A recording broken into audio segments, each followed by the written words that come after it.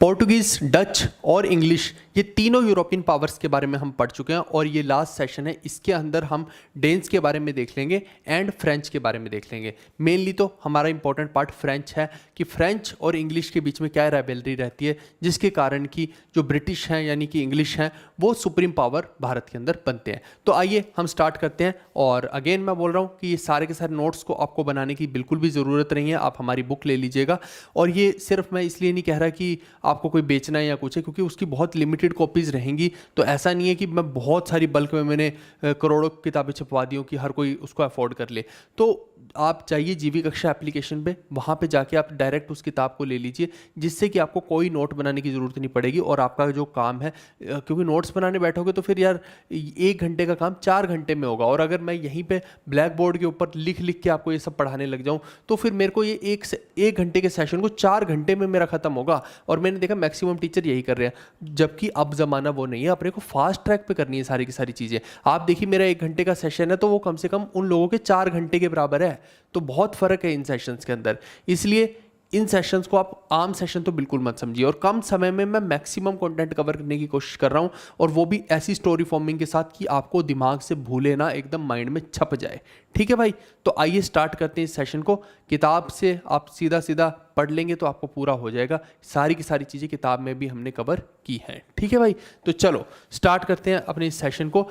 यह है advent of dense. 1616 से 1845 तक डेन्स जो है भारत के अंदर रहे थे। हालांकि बाद में ये ब्रिटिशर के केवल चमचे मात्र रह गए थे, इनका कुछ खास रह नहीं गया था।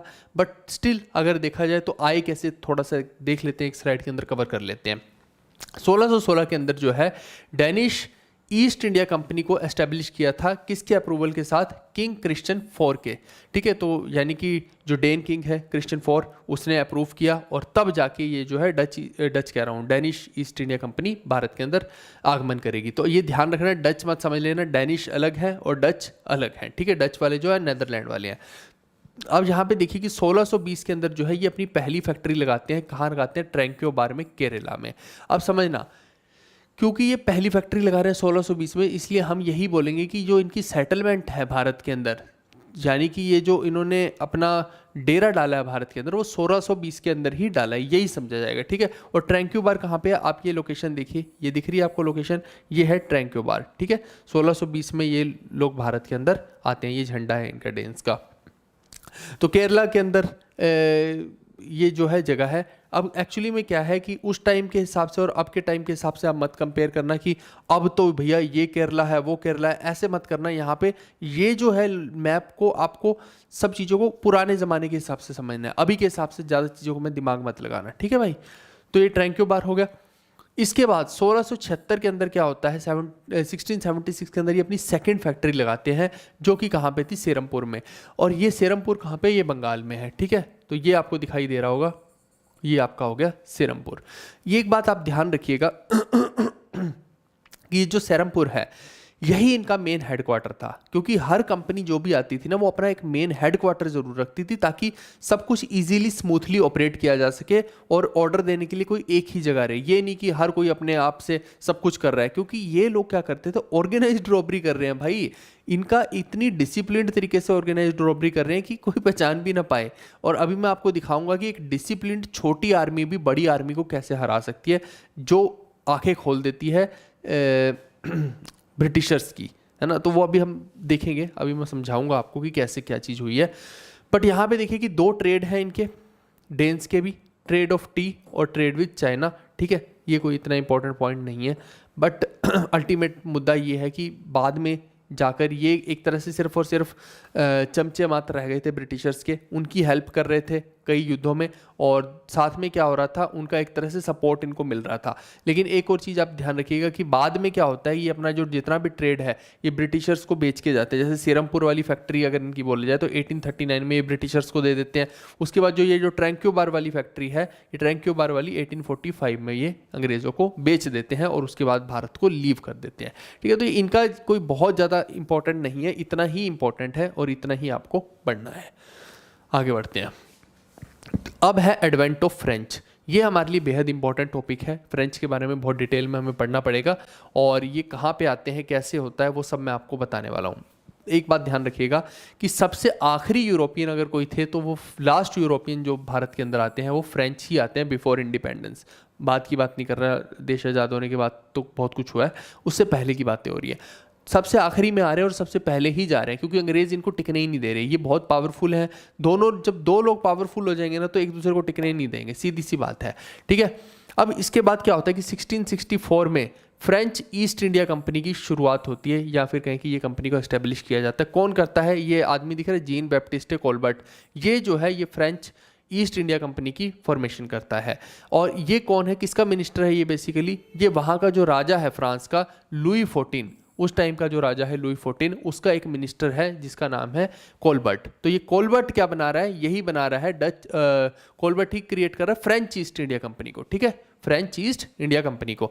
उसके बाद क्या होता है 1664 में जैसे एस्टेब्लिश कर दिया। अब 1668 में जो फ्रेंच ईस्ट इंडिया कंपनी है जिसका नाम है कैंपिने डे इंडीज ओरिएंटल्स, ये याद रख लेना क्योंकि क्या है कि ये पेपर में आ सकता है, फ्रेंच इंपॉर्टेंट है इसलिए बोल रहा हूँ कि याद रख लेना, ठीक है। तो ये जो एस्टेब्लिश की गई थी ये अपना पहली फैक्ट्री लगाती है 1668 के अंदर। 1668 के अंदर पहली फैक्ट्री कहाँ लगाती है? ये देखिए जगह एक सूरत, ये गुजरात के अंदर जो जगह है सूरत, यहाँ पे ये कंपनी जो है अपनी पहली फैक्ट्री लगाती है, ठीक है भाई। तो ये लिखा भी है सूरत में लगाती है। और कौन व्यक्ति आता है? फ्रैंकोइस करून आता है जो इस फैक्ट्री को लगाता है। तो फ्रैंकोइस करून ये है, ठीक है, ये आदमी आता है, इन लोगों के बिहाफ पे ये आदमी आ रहा है, ठीक है। ये तो बना रहा है, ये भारत के अंदर आकर पहली फैक्ट्री एस्टेब्लिश कर रहा है, ठीक है। तो दोनों के अंदर कंफ्यूज मत करना। और बाद में जो है ये एज ए गवर्नर आएगा बाद में, ठीक है। तो ये तीन लोग हैं, तीनों के बारे में कंफ्यूजन मत करना, ये तो सिर्फ बना रहा है। और ये जो है ये पहली बार करून जो है पहली फैक्ट्री भारत में लगा रहा है, ठीक है। पहले ने कंपनी बनाई, दूसरे ने भारत के अंदर फैक्ट्री लगाई, और तीसरा एज ए गवर्नर आएगा, ठीक है। अब पहली तो सूरत में लग चुकी है, अब सेकंड फैक्ट्री कहाँ लगेगी? मछलीपट्टनम, या फिर कहेंगे मसूलीपट्टनम में। इस तरफ है मछलीपट्टनम, यानी कि मसूलीपट्टनम में यहाँ पे लग जाएगी। तो इस तरफ की भी कोस्ट जो है पूरी की पूरी पानी की लाइन, और इस तरफ की भी पानी की लाइन, दोनों को जो है एक तरह से कवर करना है इन लोगों ने, क्योंकि ट्रेड वहीं से इजीली हो सकता है। तो ये सेकंड फैक्ट्री का नाम पूछ सकते हैं कि किस आदमी ने ये लगाई, तो मरकारा जो है, मरकारा ने जो है ये फैक्ट्री लगाने में हेल्प की। जैसे यहाँ पे करून है तो यहाँ पे मरकारा है, ठीक है। और इसका लाइसेंस ये किससे ले रहे हैं? सुल्तान ऑफ गोलकोंडा से ले रहे हैं, ये आपको ध्यान रखना है। इसके बाद 1673 के अंदर क्या होता है? ये जो फ्रेंच गवर्नर है फ्रांसिस मार्टिन, ठीक है, ये क्या करता है? शेर खान लोदी से एक साइट लेता है, और ये इंपॉर्टेंट साइट है। और ये जो मैं फैक्ट बता रहा हूँ ये भी बहुत इंपॉर्टेंट है। ये क्या कर रहा है ये आदमी? शेर खान लोदी से, शेर खान लोदी कौन है? गवर्नर है वलईकोंडापुरम का, वलीकोंडापुरम का, जो कि एक एरिया है किसके अंडर है? आदिल शाही सल्तनत के अंदर है। बीजापुर की जो आदिल शाही सल्तनत थी उसके अंदर एक एरिया पड़ता है वलाईकोंडापुरम, उसी का गवर्नर कौन है? शेर खान लोदी। और इसी शेर खान लोदी से ये जो फ्रैंकोइस मार्टिन है ये एक जगह ले रहा है जो बाद में क्या बनती है? पुडुचेरी बनती है। तो ये इसलिए इंपॉर्टेंट है कि किससे ली ये जगह, ये पेपर में आ सकता है, ये आप स्टार मार्क कर लीजिए। 100% है कि किसी ना किसी एग्जाम में जरूर आएगा। आप कोई भी एग्जाम की तैयारी कर रहे हो डेफिनेटली ये देखने को मिलेगा। और इसी जगह पे जहाँ पे ये एक जगह लेता है और यहाँ पे क्या निर्माण होता है? एक फैक्ट्री का निर्माण होगा। तो यहाँ पे जो है एक डायरेक्टर की अपॉइंटमेंट ये लोग करते हैं जिसका नाम है बेलेंगर डी लेस्पिने। तो ये क्या बनता है? ये फर्स्ट डायरेक्टर बनता है यहाँ की कंपनी का, ठीक है। तो ये आपको ध्यान रखना है, कंफ्यूजन मत करना।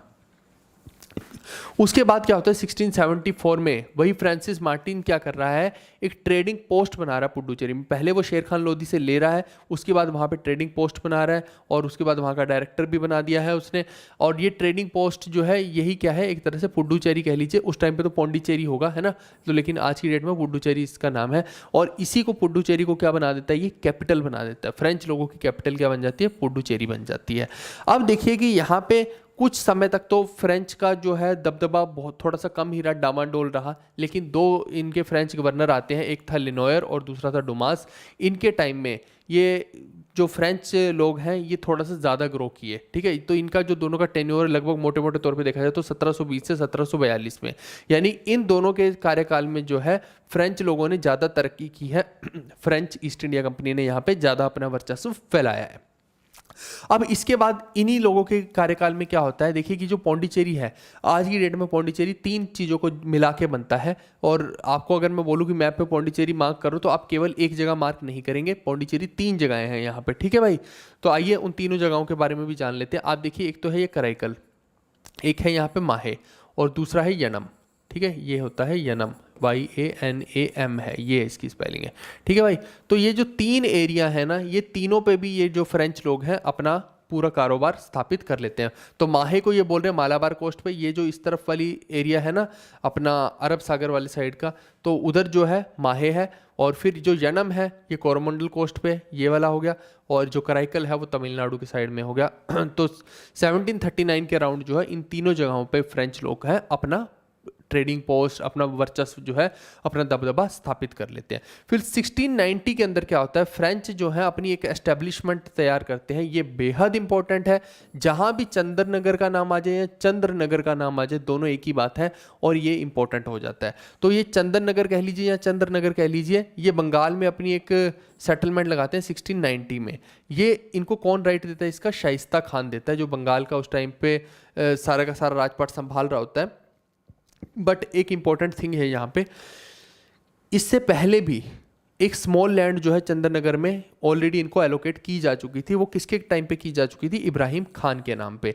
तो पेपर के अंदर ये एसएससी के अंदर ही, सीजीएल के अंदर ये क्वेश्चन डायरेक्ट आया था कि जो आपका चंद्रनगर की एक जगह है वहाँ पे किससे इन्होंने परचेज की थी फ्रेंच लोगों ने, 1673 में। तो अगर तो 1673 का नाम दे दिया जाए तब आप बोलेंगे इब्राहिम खान से ली थी, लेकिन अगर वहीं पे 1690 नाम दे दिया जाए, कि बोल दिया जाए कि 1690 में किससे बड़ी एरिया ली थी, तो आप बोलेंगे चंद्रनगर का बड़ा एरिया पूरा का पूरा 1690 में किससे लिया था, शाइस्ता खान से लिया था। ये 2 नाम है, दोनों इंपॉर्टेंट है, आप याद रख लीजिएगा। बच्चा अक्सर कंफ्यूज हो जाता है कि शाइस्ता खान मार्क करूँ या इब्राहिम खान, तो वो ईयर दिया होगा, ईयर के हिसाब से आपको मेंशन करना है, नहीं तो फिर ऑप्शन में दोनों में से कोई एक ही नाम होगा, आप उसको मार्क कर लेना। देखो इतनी गहराई में तो चीजें वैसे ही नहीं कोई बताता है, मैंने तो बहुत डेप्थ में चीजें देखी समझी तब तो मैं बता पा रहा हूँ, नहीं तो मैं भी कैसे आपको बता सकता हूँ। आधे से ज़्यादा जनता को तो पता ही नहीं होगा ये सब चीज़ें कि अच्छा ऐसा भी कुछ चल रहा होता है।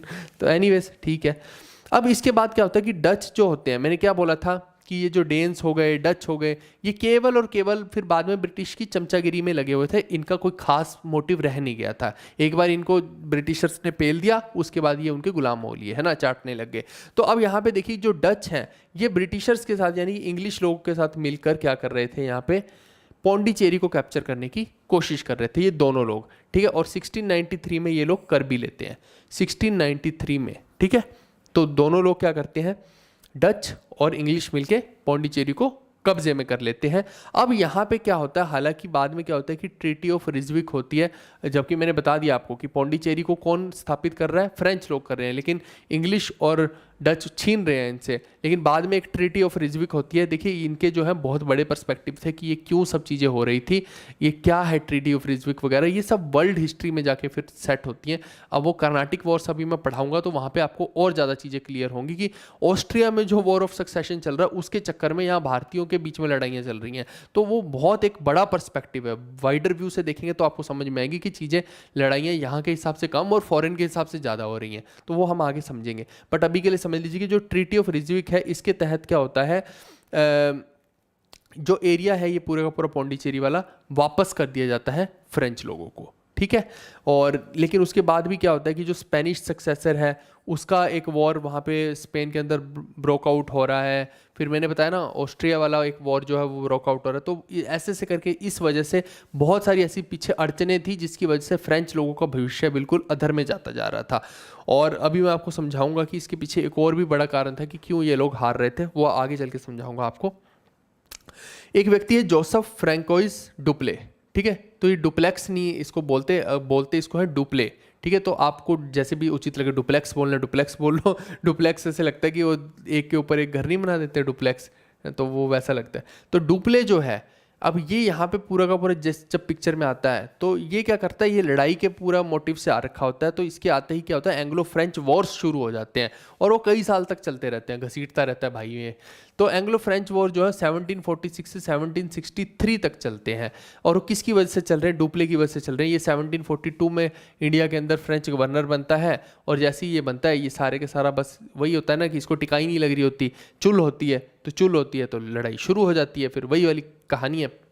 तो डुप्ले क्या करता है, 1746 में ये मद्रास को भी कैप्चर कर लेता है, ठीक है। मद्रास जबकि मेनली आप देखेंगे तो ब्रिटिशर्स का गढ़ हुआ करता था, और यहाँ से फिर क्या हो रहा है, एक और तीली लगा रहा है कि भैया अब लड़ाई शुरू करनी चाहिए। इसके अलावा आप देखिए कि जितने भी यूरोपियन कंपनीज थी वो शुरू में यही कोशिश करती थी कि वो पॉलिसी ऑफ नॉन इंटरवेंशन रखें, और आप देखिए जब ब्रिटिशर पूरा कब्जा कर लेंगे भारत के ऊपर तब भी वो पॉलिसी ऑफ नॉन इंटरवेंशन रखेंगे। बहुत आगे चल के वो क्या है, अपनी पॉलिसी को चेंज करते हैं। तो ये पॉलिसी ऑफ नॉन इंटरवेंशन क्या होती है, एक्चुअली में क्या है कि भारत के अंदर जो प्रिंसेस की लड़ाई हो रही है, मान लो कि दो प्रिंसली स्टेट्स हैं आपस में, वो सक्सेसर के लिए लड़ाई कर रहे हैं, बहुत छोटी छोटी स्टेट्स हैं, है ना, तो आप अननेसेसरी उनके झगड़े में मत पड़िए। पॉलिसी ऑफ नॉन इंटरवेंशन इसको बोलते हैं कि आप उन राजाओं को आपस में लड़ लेने दीजिए, जो भी राजा बन जाएगा आप उसके साथ डील कर लीजिए, आप केवल और केवल पॉलिटिक्स में मत घुसिए, आप इकोनॉमिक्स के साथ खेलिए, है ना। लेकिन ये क्या होता है डुप्ले भाई, ये डुप्ले भाई घुस जाता है पॉलिटिक्स में भी। ये वहाँ जो भी दो, मान लो दो राजा लड़ रहे हैं, उनके बीच में जाकर घुस जाएगा, अच्छा मैं तुम्हारी हेल्प करता हूँ इसको पेलने में। अब क्या है, इनके पास ऑर्गेनाइज्ड आर्मी होती थी, आर्मी ऑर्गेनाइज्ड होती थी, ऊपर से एक्स्ट्रा सपोर्ट मिल रही है, तो फिर एक राजा को फायदा हो रहा है, तो वो वही वाली बात है कि इनका पपेट बन के रहेगा फिर। तो वो वाली कहानी इसने शुरू कर दी, इसने कर दिया पॉलिसी ऑफ इंटरवेंशन शुरू, ठीक है। तो पॉलिसी ऑफ इंटरवेनिंग का मतलब आई थिंक आपको समझ में आ गया होगा, ठीक है। तो ये किसने किया, डुप्ले ने किया। डुप्ले का नाम अब आप नहीं भूलोगे। अब देखिए कि क्या होता है, अब कार्नाटिक वॉर्स शुरू हो जाते हैं। ये कर्नाटक की बात नहीं है कि आज का कर्नाटक आप कंपेयर करने लग जाओ कि आज का ये कर्नाटक है तो उस टाइम पे कार्नाटिक किसको बोलते थे, वो मैं अभी बता देता हूँ आपको किसको बोलते थे। लेकिन आप ये मत कंफ्यूज करना कि बार बार कि उस टाइम पे कर्नाटक और आज की डेट में कर्नाटक क्या है, वो दोनों ये अलग चीज़ें हैं। आप कंपेयर मत करो ज़्यादा चीज़ों को, है ना। कुछ कुछ चीज़ें एक रेफरेंस के लिए रख सकते हो, उस टाइम के हिसाब से अलग है। जैसे आप देखेंगे तो ये एरिया जो है आपका, ये कर्नाटिक पड़ रहा है, ठीक है, ये जो है ये कर्नाटिक पड़ रहा है। आज की डेट में देखेंगे तो ये मैक्सिमम एरिया इस तरफ का तमिलनाडु में पड़ रहा होगा। तो वो आप कंफ्यूज मत करना, नहीं तो फिर आपको समझ नहीं आएंगी चीज़ें। आप इस मैप को देखिए, ये है उस टाइम का मैप, और ये जो है ये पूरे का पूरा जो हैदराबाद में निज़ाम बैठता था, ये उसका पूरे का पूरा डोमिनियन है, ठीक है भाई। तो यहाँ से मैं समझा दूंगा, अभी आपको बहुत सारी चीज़ें इसमें मेरे को समझानी है। पर आप देखिए कि जो पहला कर्नाटिक वॉर है वो 1746 से 1748 तक चलता है, लगभग देखा जाए तो 2-2.5 साल के आसपास ये चलता है। अच्छा, इसको मैंने पूरे को कैटेगराइज कर दिया। आप ज़रा ध्यान से देखिए, पहले मैंने रीज़न बताया है, फिर मैंने कोर्स ऑफ वॉर बताया है कि लड़ाई चली कैसे, और फिर तीसरा मैंने रिजल्ट बताया है, और उसके बाद लास्ट में मैंने चौथे में कोई ट्रीटी हुई है, पीस ट्रीटी हुई है, उसके बारे में बताया। आप देखेंगे तो बहुत हाईली ऑर्गेनाइज्ड थिंग्स मैंने यहाँ पे किए हैं ताकि आपको कुछ भी समस्या ना हो, याद तुरंत से हो जाए चीज़ें, और साथ में डेप्थ भी कवर हो गई, ठीक है।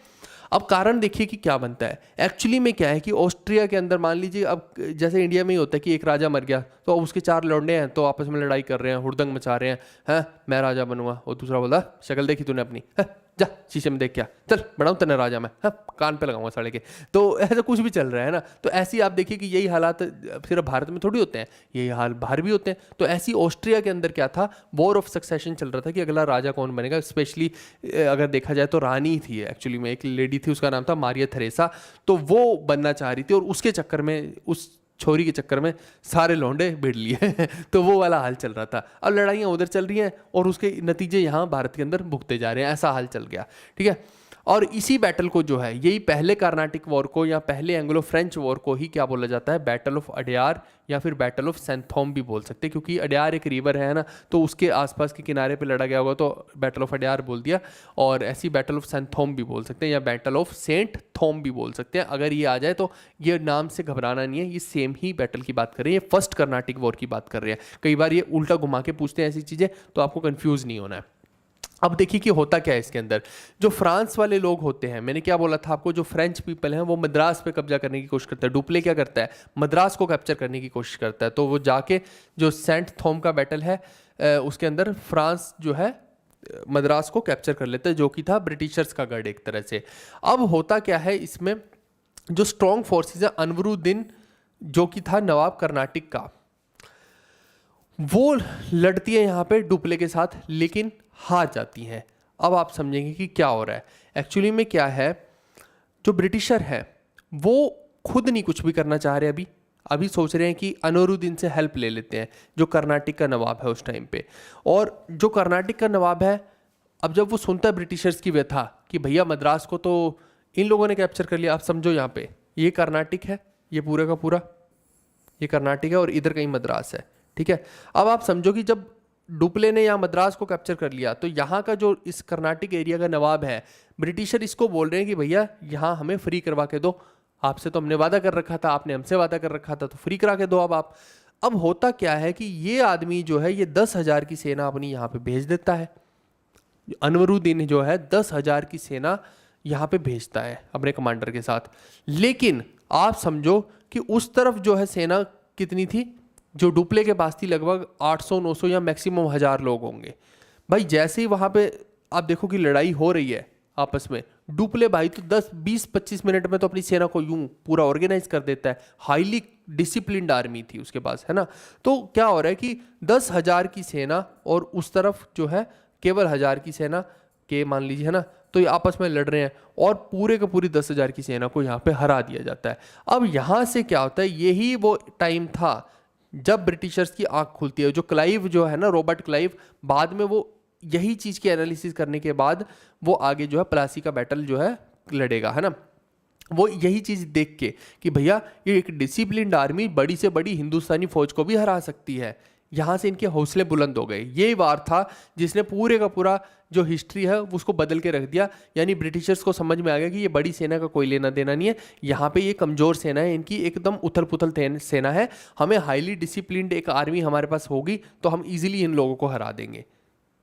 ठीक है भाई, तो यानी कि 10 गुना बड़ी आर्मी को भी हम अगर 1 गुना भी है तो भी हरा देंगे, ऐसा इनको समझ में आ गया। तो ये वॉर ने सारी की सारी स्थिति को बदल दिया और यहाँ पे जो है अनवरुद्दीन की एक तरह से हार हो जाती है। ठीक है, तो स्मॉल आर्मी जो थी, बिल्कुल छोटी सी आर्मी थी फ्रेंच लोगों की, उन्होंने इसको हरा दिया। किसकी हेल्प से? उस टाइम पे कैप्टन कौन था? कैप्टन पैराडाइज था। तो ये कैप्टन का अगर नाम पूछ लिए तो कैप्टन पैराडाइज के साथ। ठीक है, तो डुप्ले ने भेजा था इन लोगों को, ये आपको ध्यान रखना है। अब रिजल्ट क्या होता है कि जो फ्रेंच लोग हैं वो जीत जाते हैं। French won under the governor Dupleix. तो गवर्नर का नाम आपको याद होना चाहिए, इसका कैप्टन का याद करना है तो कर लीजिए। तो डुप्ले की कमांडरशिप में ये लोग जीत जाते हैं, समझ गए। तो मद्रास किसके हत्थे चढ़ रखा है अभी?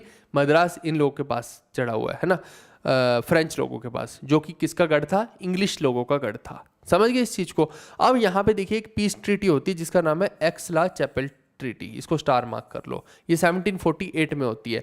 एक्चुअली में इस ट्रीटी के तहत क्या होता है, ये यहाँ नहीं हो रही होती, आप समझिए ये यूरोप के अंदर हो रही है, ये यहाँ की है ही नहीं है ट्रीटी। तो आपको नाम से भी समझ आ रहा होगा। तो ट्रीटी वहाँ हो रही है लेकिन उसके इफेक्ट यहाँ भी देखने को मिल रहे हैं कि यहाँ पे भी जो एरिया जीत रखे हैं, कुछ एरिया यहाँ के इधर जाएंगे और उधर के इधर आएंगे। आप समझना, जैसे मद्रास जो है ब्रिटिशर्स का एरिया जो इन्होंने कैप्चर कर रखा है, ये ब्रिटिशर्स को दे देंगे यहाँ पे तो इंडिया में वापस। लेकिन वहीं पे आप देखिए कि जो नॉर्थ अमेरिका है वहाँ पे जो कुछ टेरिटरीज ब्रिटिशर्स के कब्जे में है उनको फ्रांस वाले अपने पास ले लेंगे। यानी कि कहने का मतलब है संधि चल रही है कि अगर हमें आपस में शांति वार्ता करनी है, हाथ मिलाना है, अब लड़ाई को ख़त्म करना है, तो इधर के कुछ एरिया तुम हमें दे दो और उधर के हम तुम्हें दे देते हैं। इस तरीके से जो है इनकी ये संधि होती है एक्स-ला-चैपेल की। तो और इसी संधि के तहत एक और चीज़ क्लियर हो जाती है, जो वॉर ऑफ सक्सेशन चल रहा था ऑस्ट्रिया के अंदर, जिसकी वजह से ये पहला कर्नाटिक वॉर शुरू हुआ था।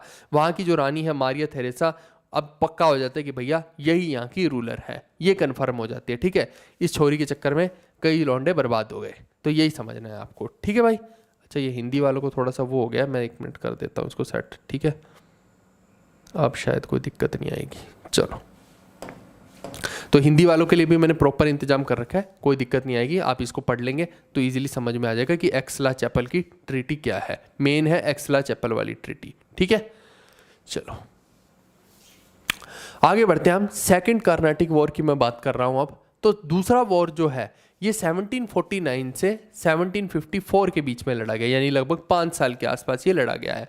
अब ये देखिए कि ये किस चक्कर में हो रहा है। अब यहाँ देखो, हैदराबाद और कर्नाटिक रूलर्स के बीच में लड़ाई है। हैदराबाद वाले बोल रहे हैं भैया यहाँ पे देखो, समझो कि इस तरफ वाले रूलर अपना पंगे में घुसे हुए हैं, कर्नाटिक वाले अपने पंगे में घुसे हुए हैं। लेकिन डुप्ले साहब को तो पता ही है कि नॉन इंटरवेंशन तो करनी नहीं है, वो इंटरवेंशन करेंगे, बीच में घुसेंगे, अपनी टांग अड़ाएंगे। तो हो क्या रहा है कि जो हैदराबाद के अंदर क्या है कि जब निज़ाम की डेथ हो जाती है, निज़ामुल मुल्क वहाँ पे होता है, तो यहाँ पे कुछ लोग हैं जो आपस में भिड़ंत कर रहे हैं कि हम राजा बनेंगे। और ऐसे ही जो इस तरफ आप देखिए, इस तरफ अलग कर्नाटिक वॉर के अंदर पंगा चला हुआ है, यहाँ भी सक्सेशन का एक पंगा चला हुआ है, वो मैं अभी समझाऊंगा आपको कि क्या पंगा है एग्जैक्टली। ऐसे आपको समझ में नहीं आएगा, पूरे कैरेक्टर इंट्रोड्यूस करने पड़ेंगे, ठीक है। पर ये दो एरिया जो हरे हरे दिख रहे हैं, यहीं पे सारे का सारा पंगा चल रहा है, बस इतना आपको समझना है। अब आप समझो कि क्या हो रहा है। 1748 में निज़ाम उल मुल्क जो है, आसफ जाह वन जिसको आप बोलते हैं, उसकी हो जाती है डेथ, ठीक है। तो आसफ जाह, मैं आगे अलग से समझा देता हूँ, यहाँ पे बता देते हैं, ठीक है। ये जो आसफ जाह है वन, ये तो लुढ़क जाता है। अब समझना, इसके कुछ बच्चे हैं, बच्चे तो बहुत हैं, मैं पर कुछ कुछ यहाँ पे मेंशन कर रहा हूँ जो अपने काम के हैं। एक का नाम है नासिर जंग, ठीक है, और एक का नाम है सलाबत जंग। ये तो है दोनों इसके लड़के, और एक इसकी डॉटर है, ठीक है। डॉटर का नाम याद रखने की जरूरत नहीं है आपको। इस डॉटर का एक बच्चा है जिसका नाम है मुजफ्फर जंग, ठीक है भाई। तो अब करैक्टर कौन कौन से याद रखने हैं आपको वो समझो, ये और ये, ठीक है, ये वाले। अब होता क्या है, जैसे ही आसफ जाह की डेथ होती है तो ये जो है, ये इसका क्या लगा, आसफ जाह नाना लगा, ठीक है, और नासिर जंग का क्या लगा, बाप लगा। तो ये जो दोनों हैं, ये दोनों क्या बोलते हैं, ये बोलते हैं कि नहीं भैया, आसफ जाह तो मुझे ज़्यादा प्यार करता था, ये तो उसने मेरे को बोल रखा है कि तू है उत्तराधिकारी। इधर नासिर जंग बोल रहा होता है, ना ना तू कहाँ से आ गया है, मैं तेरा मामा है, तू है पजामा, तू कहाँ से आ गया भाई, है मैं बनूंगा यहाँ का राजा। तो बात वही हो रहा है कि इधर मामा भांजा की नहीं बन रही है, उधर वो आसफ जाह लुढ़क लिया। अब पता नहीं कि क्या होना है। अब होगा क्या कि ये जो मुजफ्फर जंग है, ये किसके साथ हाथ मिला लेगा, ये तो मिला लेगा फ्रेंच लोगों के साथ हाथ। और ये जो नासिर जंग है, ये किसके साथ मिला लेगा, ये इंग्लिश लोगों के साथ हाथ मिला लेगा। अब समझना, लौंडे हैं दो कैंडिडेट, तो इंग्लिश लोगों का कैंडिडेट कौन है, नासिर जंग, और फ्रेंच लोगों का कैंडिडेट कौन है, मुजफ्फर जंग। समझ में आ गया, कहानी समझ में आ गई ना आपको। तो दो लौंडों को याद रखना। एक्चुअली में क्या होगा, बाद में जब मुजफ्फर जंग मर जाएगा तो फिर जो है आसफ जाह का दूसरा बेटा सलाबत जंग, ये बन जाएगा नया नवाब, ठीक है। तो ये तीन करैक्टर मैंने आपको यहाँ पे पूरा सा बता दिए। अब आपको शायद चीज़ें आसानी से समझ में आएंगी। और ऐसे ही एक लफंडरगिरी कहाँ पे चल रही थी, कर्नाटक में। ये तो मैंने आपको बता दिया हैदराबाद वाले एरिया में। अब दूसरी दिक्कत कहाँ चल रही थी, वो कर्नाटक के अंदर चल रही थी। वहाँ पे देखिए क्या हो रहा था कि जो चंदा साहिब थे, चंदा साहिब क्या थे, जो पुराना नवाब था कर्नाटक का, दोस्त अली, उसका दामाद था चंदा साहिब। तो इधर चंदा साहिब बोल रहे कि अनवरुद्दीन को हटाओ, मेरे को नवाब बनना है। लेकिन वहीं पे ब्रिटिश का कैंडिडेट कौन था, अनवरुद्दीन था। ये दो करैक्टर आपको याद रखना। अभी मैं यहाँ पे बता देता हूँ। ये है अनवरुद्दीन, मैं यहाँ पे लिख देता हूँ, ऐसे आपको याद नहीं रहेगा। ये है ब्रिटिश और ये है फ्रेंच, ठीक है। अब ब्रिटिश का करैक्टर कौन कौन सा है, एक तो है अनवर, ये कहाँ से है, ये है कर्नाटक से, ठीक है। सी लिख देता हूँ बस, वहाँ से आपको याद रहेगा, कर्नाटक से। और दूसरा करैक्टर इनका कौन है, नासिर, ये कहाँ से है, हैदराबाद से। अब आप समझो फ्रेंच लोगों का, डुप्ले का। फ्रेंच लोगों के साथ क्या है, पहला वाला है मुजफ्फर, मुजफ्फर एक्चुअली मुजफ्फर को नीचे लिख लेते हैं, नहीं तो फिर वो आपको कंफ्यूजन हो जाएगी। ये देखो मुजफ्फर को यहाँ लिख लेते हैं, ठीक है, हैदराबाद का है। और इस तरफ कौन है, चंदा, चंदा कहाँ से है, कर्नाटक से। समझ गए।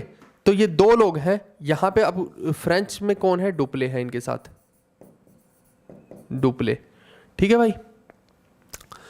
तो यहाँ पे देखिए, और हो गया बस मेरे ख्याल से यही लोग हैं, ठीक है। इधर इंग्लिश हो गए, एक सेकंड रुकिए, और तो मेरे ख्याल से कोई नहीं है, बस यही लोग हैं, ठीक है भाई। चलिए ठीक है, तो ये करैक्टर हो गए हैं सारे के सारे। अब इधर ब्रिटिशर्स भिड़ रहे हैं फ्रेंच लोगों के साथ, और यहाँ पे इन लोगों के अपने अपने कैंडिडेट हैं, अब आपस में भिड़ रहे हैं। अब होता क्या है वो समझना है आपको। पूरे के पूरे एरिया में होगा ये कि जो फ्रेंच लोग हैं, जो डुप्ले है, वो क्या करेगा, इस अनवरुद्दीन की सेना को हरा देगा। कहाँ पे, बैटल ऑफ अंबूर में, ठीक है। यहाँ लिखा होगा बैटल ऑफ अंबूर, ये रहा, ठीक है। बैटल ऑफ अंबूर में अनवरुद्दीन की सेना को हरा देगा और अनवरुद्दीन को किल कर देगा। अब समझो कि अनवरुद्दीन तो हो गया किल, ठीक है, ये तो लुढ़क लिया। अब जैसे ही ये लुढ़केगा, ठीक है, ये सीन कहाँ पे हो रहा है, कर्नाटक के अंदर हो रहा है। और ऐसे ही क्या हो रहा है, जो नासिर है, नासिर के साथ जो पूरी की पूरी सेना है ब्रिटिशर्स की, वो कोई ज़्यादा हेल्प नहीं कर पा रही है, और नासिर वाली जो टीम है वो भी एक तरह से हार जाती है डुप्ले के द्वारा। तो होता क्या है, एक तरह से समझो आप सीन को, कि डुप्ले क्या करता है, डुप्ले उठ के चला जाता है हैदराबाद के अंदर, और हैदराबाद के अंदर यहाँ पे उठ के किसको अपॉइंट करवा रहा है, डुप्ले यहाँ अपॉइंट करवा रहा है मुजफ्फर को, ठीक है। तो मुजफ्फर को यहाँ का निज़ाम बना देता है। अब खुद क्या बन जाएगा, वहाँ का गवर्नर बन जाएगा, एक तरह से खुद गवर्नर बन रहा है, और मुजफ्फर को क्या बना रहा है, निज़ाम बनवा रहा है हैदराबाद का। लेकिन वहीं पे कर्नाटक के अंदर क्या होता है, पीछे से जो है क्लाइव साहब के साथ मिलके, रॉबर्ट क्लाइव के साथ, एक तरह से यहाँ पे लिख लीजिए, ठीक है, रॉबर्ट क्लाइव के साथ मिलके ये जो पूरी की पूरी इनकी खुद की सेना है ना, इधर वालों की, वो यहाँ पे हमला कर देती है। अब अनवरुद्दीन का जो बेटा है मोहम्मद अली, ठीक है, वो इसके अंदर नया कैंडिडेट बन जाता है, खड़ा हो जाता है कि भैया अब मेरा बाप मरा तो मैं यहाँ पे राजा बनूंगा। तो ये पूरे के पूरे यहाँ इस तरफ कर्नाटक के अंदर हमला कर देते हैं। कर्नाटक को आरकोट भी बोल देते हैं। तो कहने का मतलब है कि वो उधर का एरिया उनके पास आ जाता है, इधर का इनके पास आ जाता है, ये समझो। तो इस चक्कर में क्या हो रहा है कि पूरे के पूरे वॉर के अंदर दोनों का एक तरह से टाई हो रहा है। ये आगे मैंने लिख भी दिया होगा, देख लेते हैं, एक सेकंड रुकिए। यहाँ पे देखिए कि इसका रिजल्ट क्या ये रहा, देखिए, no conclusion, no clear winner. मैंने बोला ना, एक एरिया उसके कब्जे में आ गया, एक इनके कब्जे में आ गया, दोनों का एक एक कैंडिडेट इधर इधर बन गया है ना। अब होता क्या है कि इसीलिए ये नो कंक्लूजन हो गया, क्योंकि दोनों के पास एक एक पॉइंट हो गया दोनों के पास, ठीक है। अच्छा, एक और चीज़ आपको ध्यान रखनी, जो मुजफ्फर जंग है, जब ये बन जाता है हैदराबाद का निज़ाम, तो ये ज़्यादा दिन टिक नहीं पाता है, इसकी हत्या करवा दी जाती है, और इसकी हत्या के कुछ दिन के बाद ही किसको बना दिया जाता है, नया नवाब सलाबत जंग को। और हो सकता है कि इसी ने करवाई हो, क्योंकि ये जो निज़ाम उल मुल्क का दूसरा बेटा था, मैंने अभी आपको समझा दिया है, ठीक है। तो अब एक तरह से यहाँ पे नया निज़ाम जो बन गया वो सलाबत जंग बन गया। और दूसरी तरफ क्या होता है, जो मोहम्मद अली खान है, जो अनवरुद्दीन का बेटा है, वो क्या करता है, चंदा साहिब को मरवा देता है, ठीक है। तो चंदा भी लुढ़क लिया, चंदा के पास चला गया। तो इस तरीके से क्या हो रहा है, अब यहाँ पे मोहम्मद अली खान बन गया, और उस तरफ फाइनल में कौन बन गया, सलाबत जंग बन गया।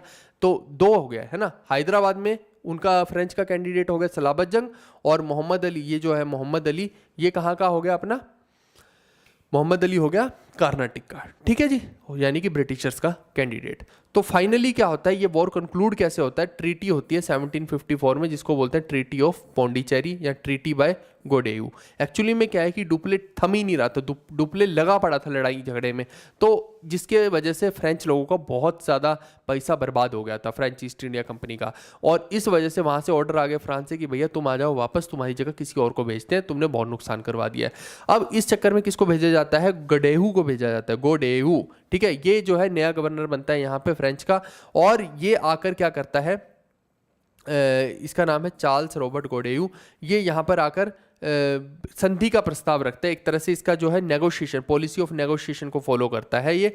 और फाइनली पौंडीचेरी के अंदर दोनों पार्टियां हाथ मिला लेती हैं, ब्रिटिशर्स और फ्रेंच, कि भैया आज के बाद हम किसी भी प्रिंसली स्टेट के मैटर में टांग नहीं फंसाएंगे, और हम इन मैटर से दूर रहेंगे, और अभी कोई वॉर नहीं करेंगे फिलहाल के लिए। लेकिन क्या होता है, बाद में फिर ये लड़ाई झगड़े चालू हो जाएंगे, अभी वो हम अगले वाले में उसमें समझ लेंगे। ये हिंदी वाला यार मैंने एकदम सेट कर रखा था, ये फिर पता नहीं क्या हो जाता है, ठीक है। चलो, सिमिलरली ये सारे का सारा हिंदी में मैंने लिख दिया है, चंदा साहिब, सलाबत जंग, पौंडीचेरी की संधि, ये सब मेन पॉइंट मैंने लिख दिए हैं, ठीक है। चलिए, अब तीसरे कर्नाटिक वॉर की मैं बात कर रहा हूँ। तीसरा कर्नाटिक वॉर बेहद इंपॉर्टेंट है, इसको स्टार मार्क कर लो। पहला और तीसरा बेहद इंपॉर्टेंट है, बीच वाला फिर चल जाएगा, लेकिन पहला और तीसरा बहुत जरूरी है। अब इसका कारण क्या बन रहा है, देखो, ये पहली बात तो आपको समझना है कि 1756 से 63 चल रहा है, ये 7 साल चलता है भाई ये कर्नाटिक वॉर। इसका भी कारण वही है कि जो ऑस्ट्रिया है, मैंने बोला ना पहले तो उसके सक्सेसर का झगड़ा, अब जो ऑस्ट्रिया है वो उसका एक एरिया है सिलेशिया, जो कि यूरोप में है, वो उसको रिकवर करना चाह रहा है। अब भाई इतने भड़वे हैं, इनके चक्कर में पूरा भारत पिस रहा है यहाँ पे, तो उस लफंडरों के चक्कर में हमें यहाँ पे कई सारे वॉर्स झेलने पड़ रहे हैं। तो इससे क्या हो गया, फिर से ब्रिटेन और फ्रांस आमने सामने आ गए। और दूसरा तो एक और कारण था कि जो मैरीटाइम ट्रेड है और कमर्शियल रेवेलरी है इनके बीच में, वो तो एक सबसे बड़ा कारण रहेगी, है ना। मैरीटाइम ट्रेड का मतलब है कि समुद्री रास्ते से व्यापार करना, है ना। तो ये सब तो चीज़ें हैं ही हैं। अब होता क्या है, कोर्स ऑफ वॉर देखते हैं कि क्या कैसे ये लड़ा गया है। 1757 के अंदर क्या हो रहा है, तीसरा कर्नाटिक वॉर जो है बहुत ज़्यादा वाइड स्प्रेड हो जाता है। ये केवल और केवल साउदर्न में नहीं रहता। पहले तो क्या था कि इस तरफ ही लड़े जा रहे थे वॉर, आपने अगर ध्यान दिया हो तो। अभी तक हम यहीं तो लड़ रहे थे, इधर निज़ाम वाली हो गई, अपना हैदराबाद वाली, और ये नीचे अपना आरकोट वाला रीजन हो गया जिसको कर्नाटिक रीजन भी बोल देते हैं। लेकिन अब जो है होता क्या है कि ये इस तरफ भी पहुंच जाते हैं। ये जो चंदर नगर है यहाँ पे ब्रिटिश हमला करते हैं, और फ्रेंच लोगों की जो एक सेटलमेंट है चंदर नगर में, उसको कौन ऑक्यूपाई कर लेते हैं, ब्रिटिशर्स जाके इसको ऑक्यूपाई कर लेते हैं भाई, ठीक है। अब लेकिन इसका ये मतलब बिल्कुल भी नहीं है कि यहाँ पे ब्रिटिशर्स ने अगर चंद्रनगर को ऑक्यूपाई कर लिया तो वो जीत गए, जी नहीं। एक्चुअली में इसका जो मेन कंक्लूजन है वो साउथ में ही है। यहाँ पे जो जीतेगा वही डिसाइड करेगा कि चंद्रनगर किसके पास रहेगा, सीधी बात तो ये है, ठीक है भाई। तो यहाँ पे अभी भी लड़ाई जारी है, और जब यहाँ पे लड़ाई जारी होती है तो फाइनली जो फ्रेंच लोगों की तरफ से लड़ रहे हैं एक तरह से इस लड़ाई के अंदर, वो है काउंट डी लाली, ठीक है। अब मैंने क्या बोला, गोडेयू नहीं लड़ रहे हैं यहाँ पे, काउंट डी लाली लड़ रहे हैं। लड़ाई के लिए किसको लेके आए हैं, काउंट डी लैली को। काउंट डी आर्थर लेली ये नाम है इसका बंदे का। लाली तो वैसे मैं बताऊं आपको तो गांव में अगर आप कभी रहे हो तो एक उड़ने वाली चिड़िया होती है छोटी सी, है ना, उसको लाली बोलते हैं। तो ये भी वही है, चिड़िया ही होगा ये। तो ये क्या करता है जब ये सीन होता है तो ये भी इंग्लिश फोर्ट्स जो होते हैं ना, Saint David fort, Vizianagaram fort और सेंट लुई जो कि पौंडीचेरी में था, ये तीनों ब्रिटिश फोर्ट्स को जाके कब्जा लेता है, हमला करता है और इनको कब्जे में ले लेता है। कहने का मतलब ब्रिटिशर्स जो है इनके फोर्ट को कब्जे में ले रहे हैं और ये लोग यहाँ पे ब्रिटिशर्स के फोर्ट को कब्जे में ले रहे हैं, ठीक है, समझ गए इस चीज को। अब देखो 1760 में क्या होगा, क्योंकि आपस में अभी लड़ाई झगड़ा चालू है, 1 साल का वॉर तो है नहीं, 7 साल का वॉर है। तो अब क्या हो रहा है, बैटल ऑफ वंडी वॉश हो रहा है, इसको स्टार मार्क कर लो। यही बैटल जो है वो डिसाइडिंग फैक्टर है, और ये सारे का सारा फ्यूचर जो है भारत के अंदर चेंज कर देता है कि कौन यूरोपियन पावर रहेगी, किसकी सुप्रीमेसी काबिज रहेगी। और यही वो वार है जो टर्निंग पॉइंट भारत के अंदर एक साबित होता है। आप देखिए कि इसके अंदर ब्रिटिशर्स की तरफ से आयरकूट जो है वो लड़ रहा है, और जो फ्रेंच लोगों की तरफ से काउंट डी लाली लड़ रहा है। तो ये दोनों के कमांडरशिप में ये सारी लड़ाइयाँ हो रही हैं, लेकिन फाइनली जो विनर होगा यहाँ पे वो ब्रिटिशर्स ही होंगे। किसकी जनरलशिप में, आयरकूट की। तो ये ध्यान रखना है कि ब्रिटिश जनरल कौन था उस टाइम पे, आयरकूट था, जो कि किसको हरा रहा है, काउंट डी लाली को। लाली चिड़िया है तो उसको हरा दिया तो चिड़िया फुर्र कर गई, है ना, उड़ गई वहाँ से। तो वैसे आपको समझना है। और आयर क्या कर रहा है, मार्किस डी बसी जो कि फ्रेंच का ही एक लड़ाका है, उसको क्या कर रहा है, अपने कब्जे में ले लेता है और प्रिजनर बना लेता है, ठीक है भाई।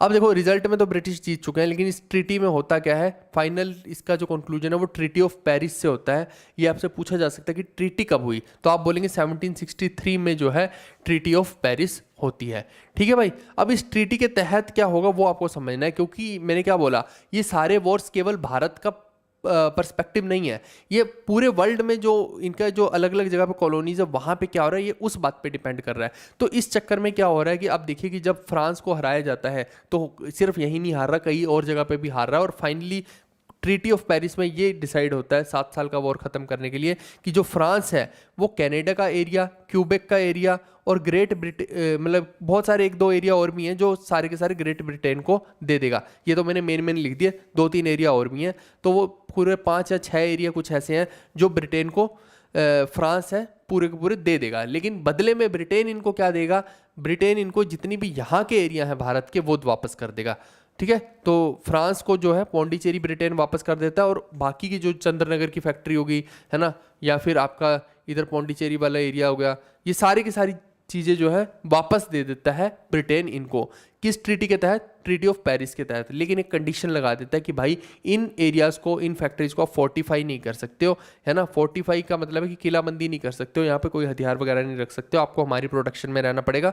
और दूसरा ये है कि आर्मी कोई अलाउड नहीं होगी इनको, ठीक है। आप व्यापार करने आए हैं, व्यापार कर लीजिए कुछ समय के लिए, लेकिन आपको आर्मी भी अलाउड यहाँ पे नहीं होगी। तो ये कंडीशंस रखी जाती हैं। अब जैसे ये कंडीशन रखी जाती है तो 1763 की इस ट्रीटी के बाद क्या होता है, जो फ्रांस की सुप्रीमेसी है वो भारत के अंदर से खत्म हो जाती है, और अब क्लियर विनर इंग्लिश है, यानी इंग्लिश यूरोपियन पावर भारत के अंदर एकदम पूरा टॉप नॉच पे है, यानी अब इसको चैलेंज करने वाला कोई नहीं है भारत के अंदर। आपको ये चीज़ें यहाँ से समझ आ रही होंगी, ठीक है भाई। ये हिंदी वाले का बार बार थोड़ा सा हिल सा जाता है, बट आई होप कि आपको समझ आ रहा होगा, ठीक है भाई। ये मैं PDF में सारा सही करवा दूंगा। तो कुल मिला के मेरे ख्याल से ये कंप्लीशन होता है। ये सारा का सारा मैंने आपको बता दिया है कि फ्रेंच लोगों को किस तरीके से ब्रिटिशर्स ने हराया और कैसे इंग्लिश लोग जो हैं सुप्रीम पावर बने भारत के अंदर। आई होप कि ये चीज़ें आपको समझ आई होंगी। मैंने पूरी कोशिश की, आपको बहुत घुमाव है इसके अंदर एक्चुअली में, इतनी टेढ़ी मेढ़ी चीज़ें हैं ये सब चीज़ें कि अगर मैं कंसाइज ना करूं तो फिर मैं 4-5 घंटे सिर्फ इसी में कर्नाटिक वॉर्स पे ही मैं बात करना शुरू कर दूंगा। लेकिन क्या वो हमारे एग्जाम के पॉइंट ऑफ व्यू से ज़रूरी भी है? क्या सच में हमें उतना टाइम उस चीज़ को देना भी चाहिए? वो भी एक चीज़ें सोचने वाली होती हैं। इसीलिए आप देखेंगे कि मैंने आपको एकदम तीनों वॉर्स को ना टू द पॉइंट और सही तरीके से एकदम क्रिस्टल क्लियर तरीके से समझा दिया, और ज़्यादा आपका टाइम भी नहीं लगा उस चीज़ में। नहीं तो क्या है कि रायता फैलाने को तो इनका कितना ही फैलाते रहो, ये समझ नहीं आएंगे फिर वो कि वहाँ क्या हो रहा है, ऑस्ट्रिया में क्या हो रहा है, वो लोग क्या यहाँ पे धक्के खा रहे हैं, है ना, यूरोप में ब्रिटेन किस किस कॉलोनी के अंदर क्या क्या कर रहा है, वो सब कोई नहीं आपसे एग्जाम में पूछने वाला। अपने से जो पूछेगा वो यही पूछेगा। ये ट्रीटीज़ के बारे में, ट्रीटी ऑफ पेरिस हो गए, एक्सला चैपल हो गई, है ना, तो किसने किसको हरा दिया, पहला कर्नाटिक वॉर, सेकंड, थर्ड, ये कौन जीत रहा है, किस में टाई हो रहा है, ये मोटी मोटी चीज़ें हैं जो आपसे पूछी जाएंगी पेपर के अंदर। और वो मैंने सारी की सारी यहाँ पे कवर भी कर दी कि कौन से में डुप्ले है, किस में काउंट डी लाली है, किस में आयरकूट है, किस में क्लाइव है। ये सब चीज़ें आपको समझनी है यहाँ पे। क्या पूरी कहानी आपको समझ आ रही है? अब आप देखिए कि ये लगभग चीज़ें कब की हैं, ये 1763 में हो रही हैं सारी की सारी। जबकि आप देखिए कि 2-3 बैटल्स और हैं, जैसे कि आप देखिए कि बैटल ऑफ बक्सर हो गया एक तो, और उससे पहले क्या हुआ था, बैटल ऑफ प्लासी। तो ये 2 बैटल्स भी जो ब्रिटिशर्स हैं बंगाल को एकदम अपने कब्जे में लेने के लिए पहले ही लड़ चुके थे। इसीलिए आप देखिए कि बंगाल के अंदर ही चंद्रनगर है, और वहाँ पे जब बंगाल को अपने कब्जे में ले लिया है तो चंद्रनगर की जो फैक्ट्री है वो भी एक तरह से सील कर दी जाती है। समझ रहे हो आप किस तरीके से पूरे का पूरा खेल चल रहा है? तो कहने का मतलब है कि ब्रिटिशर्स ने बहुत कुछ किया। इन्होंने सबसे पहले तो यूरोपियन पावर्स को अपने कब्जे में लिया, है ना, इनको सबको बाहर निकाला। उसके बाद इन्होंने एक एक करके भारत के राज्य को अपने कब्जे में लिया और यहाँ की जितनी भी सुपर पावर थी उनको ख़त्म किया, और उसके बाद सबको यूनिफाई करके अपने अंडर ले लिया, और फिर भारत के लोगों का खून चूस के ले गए विदेश में। ऐसा हाल इन लोगों ने किया है, ठीक है। वो तो हम सब आगे देखेंगे, पर मुद्दे की बात मैंने आपको बता दी कि ये पूरे का पूरा मोटा मोटे तौर पर है क्या था खेल, ठीक है भाई।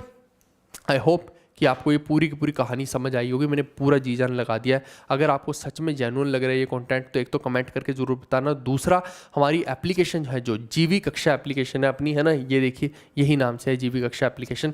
तो यहाँ जाकर प्ले स्टोर पर जाएंगे तो वहाँ पर कमेंट्स का ऑप्शन आता है, वहाँ पॉजिटिव फीडबैक ज़रूर दीजिए ताकि मैक्सिमम जनता को पता लगे। और ये रिक्वेस्ट है आप लोगों से कि जितने भी लोग हो भाई, कम से कम अपने आसपास के 10 लोगों को हमारे इस कंटेंट के बारे में बताओ, क्योंकि आप ही लोग हैं जो हमें प्रमोट करेंगे और आपके थ्रू ही हम उस मुकाम को हासिल कर पाएंगे। You are our real advertiser, बस यही आप लोगों को मैं बोलना चाहूँगा, ठीक है। मेरा काम मेहनत है तो मुझे मेहनत करने दीजिए और बाकी का काम आप संभाल लीजिए। Okay guys, bye bye, take care, see you, love you all.